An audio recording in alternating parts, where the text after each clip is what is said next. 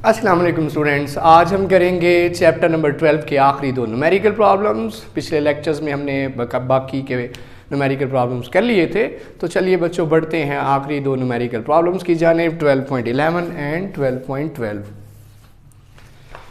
अच्छा तो बच्चों 12.11 जो न्यूमेरिकल प्रॉब्लम है that is about Snell's law.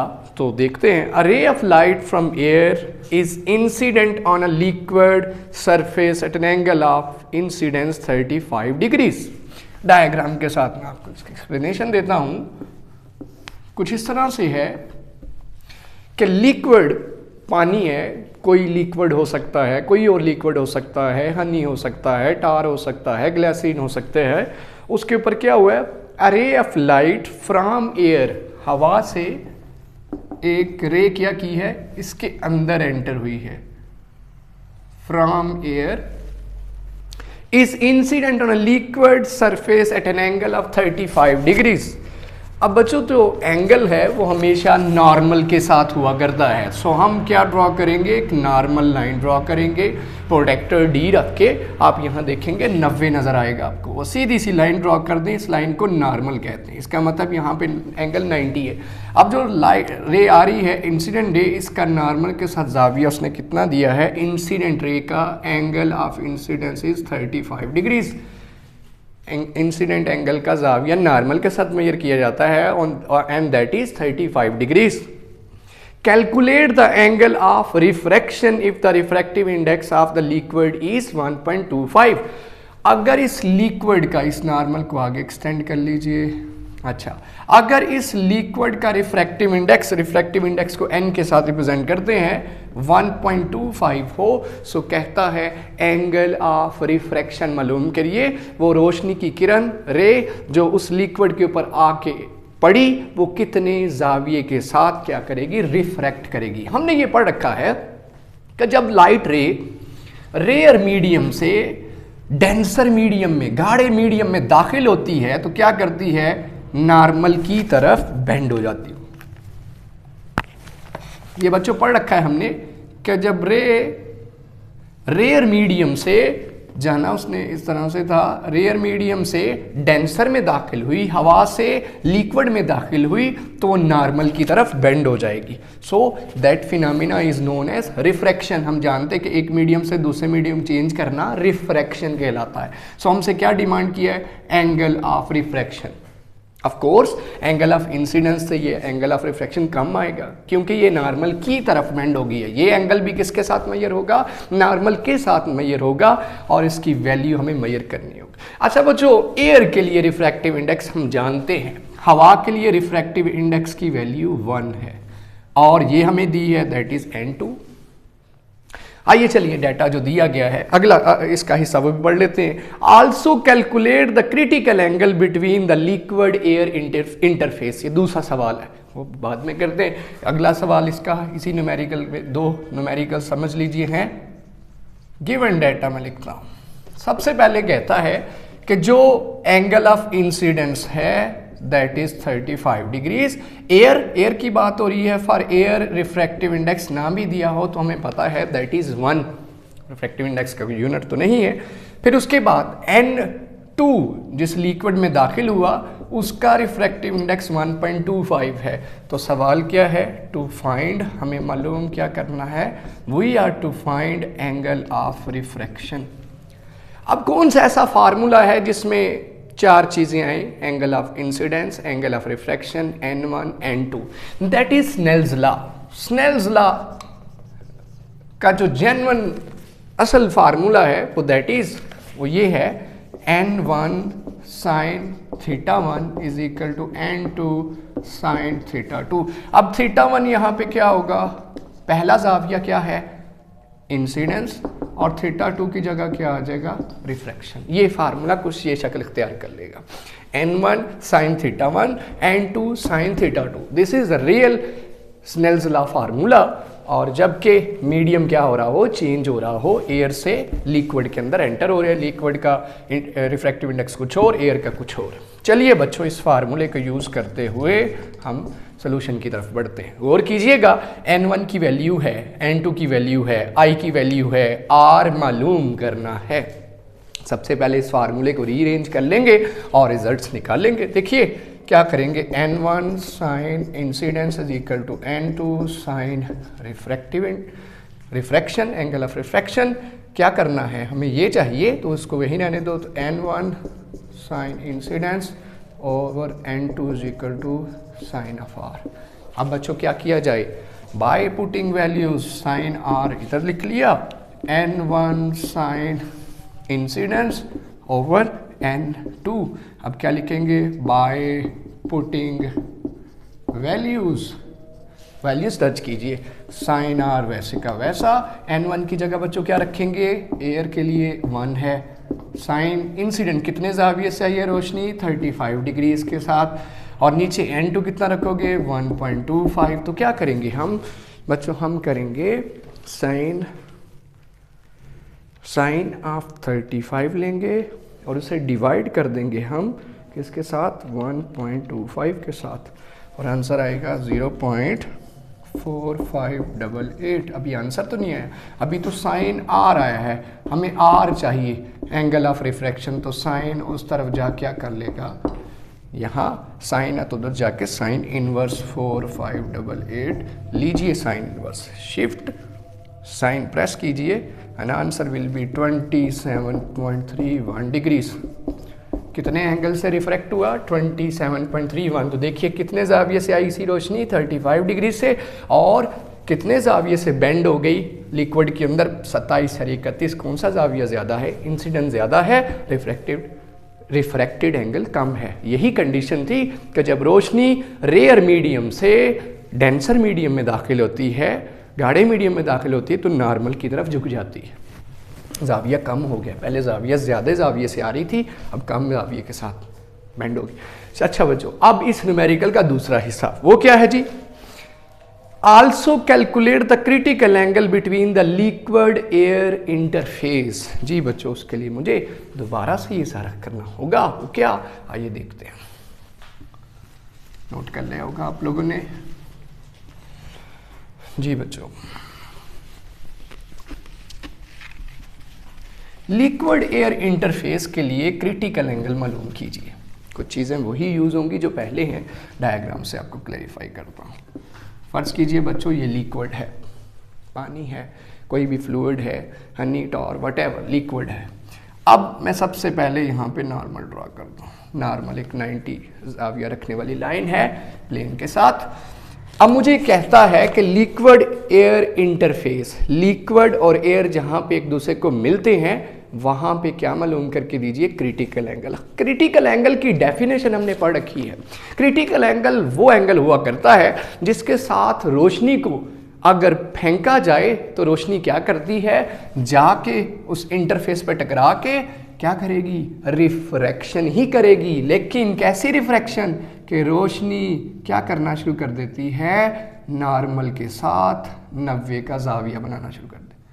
Critical angle वो एंगल है जिससे रोशनी को फेंका जाए, रोशनी को गुजारा जाए, निकालना चाहा जाए तो क्या करे, रोशनी बाहर निकलने की बजाय नॉर्मल के साथ 90 का जाविया बना के उस लिक्विड एयर के साथ चलना शुरू कर दे। वो जाविया क्या कहलाता है जिससे मैंने फेंका था, that angle is critical angle. Critical angle, तो बच्चों क्रिटिकल एंगल फिर क्या है, इंसिडेंट है। इंसिडेंट है, ये इंसिडेंट, ये रिफ्लेक्टेड, ये इंसिडेंट, ये reflected. So angle of incidence basically क्या है, क्रिटिकल एंगल। क्रिटिकल एंगल और एंगल ऑफ इंसिडेंस कब बराबर होते हैं, कि जब रोशनी क्या करे, 90 के जाविये से रिफ्रैक्शन करना शुरू कर दे। रिफ्रैक्शन ही करे, मीडियम चेंज कर ले, लेकिन 90 का जाविया नॉर्मल के साथ बनाना शुरू कर दे। So angle of incidence angle of critical है, और एंगल ऑफ रिफ्रैक्शन हमें कितना मिला, 90 डिग्री। ये दो चीज़ें मिल गई। और दूसरी चीज़, लिक्विड के मुतालिक हम जानते हैं, क्या जानते हैं बच्चों, लिक्विड तो वही है, और लिक्विड के लिए N1 कितना, अब N1 होगा लिक्विड का, क्योंकि लिक्विड से एयर में जाना है 1.25, और n2 कितना है एयर के लिए 1। इस तरह से बच्चों आप करेंगे। तो लिखिए, क्या लिखेंगे, n1 is equal to 1.25, n2 for air is 1, critical angle refracted angle कितना है, एंगल ऑफ रिफ्रैक्शन 90 डिग्री।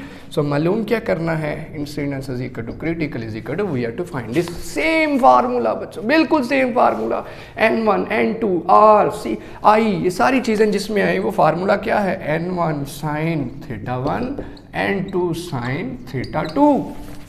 इसमें चेंजिंग्स क्या आएंगी, थीटा 1 क्या है जी बच्चों, थीटा 1 क्रिटिकल एंगल है जिससे फेंका गया है। सो यहाँ क्या आ जाएगा, n1 साइन सी, लिख लो i लिख लो या c लिख लो, क्रिटिकल, n2 साइन r।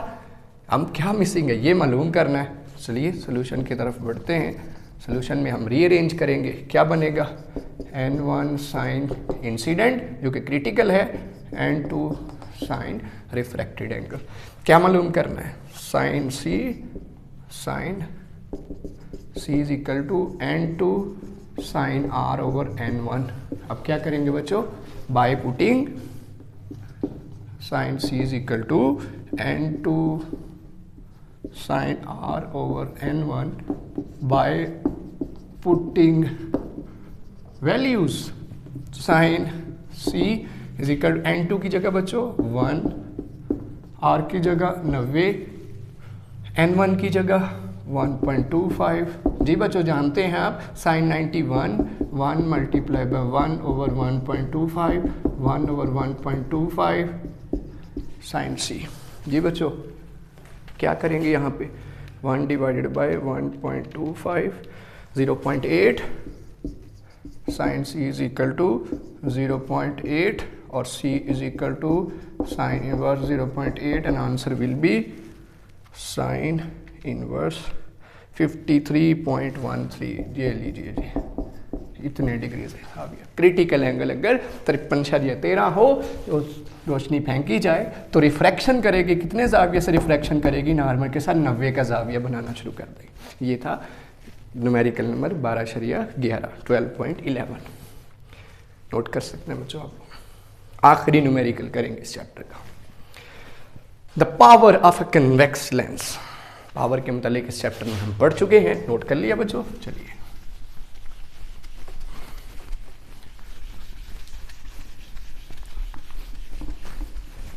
जी बच्चों देखते हैं, the power of a convex lens is 5 dioptre. Power of lens क्या है जी, capital P is equal to 5 dioptre. At what distance the object should be? Distance of object, distance P find करना है, small p, from the lens so that the real and 2 times real image बने and 2 times larger image। इसका मतलब size of image का size कितना हो, object के size से 2 टाइम्स। तो यहां से पता चलता है HI ओवर HO, ओ इधर आ गया ऑब्जेक्ट, आई इमेज किसके बराबर आ गया, 2 के, ओ इधर आ जाएगा तो 2 बचेगा।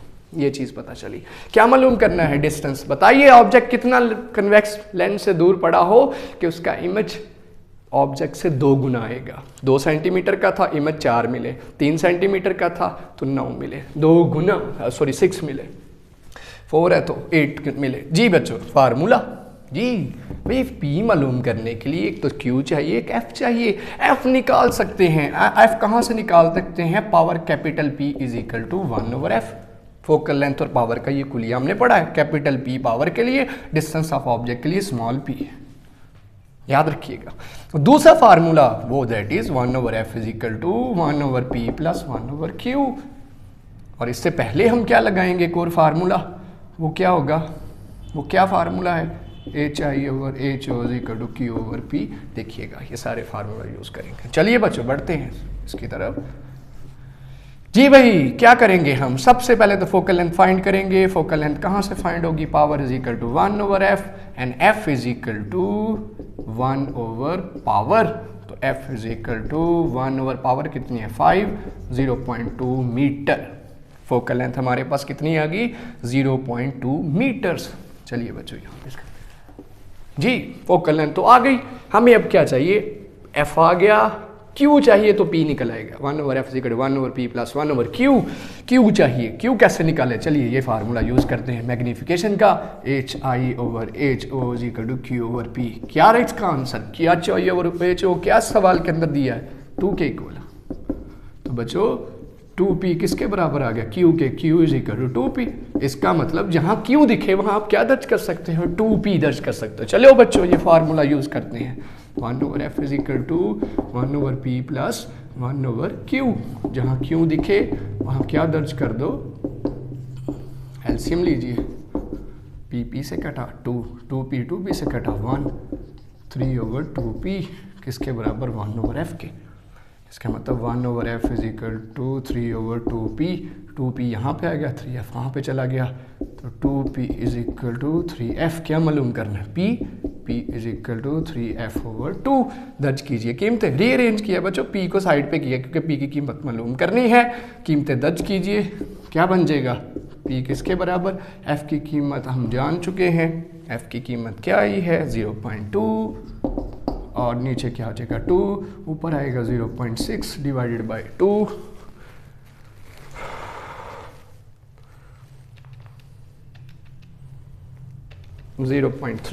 ये आ गया ऑब्जेक्ट डिस्टेंस, लेकिन यूनिट मीटर्स। अगर सेंटीमीटर में करना है इसे 100 से मल्टीप्लाई करें तो 30 सेंटीमीटर डिस्टेंस ऑफ ऑब्जेक्ट।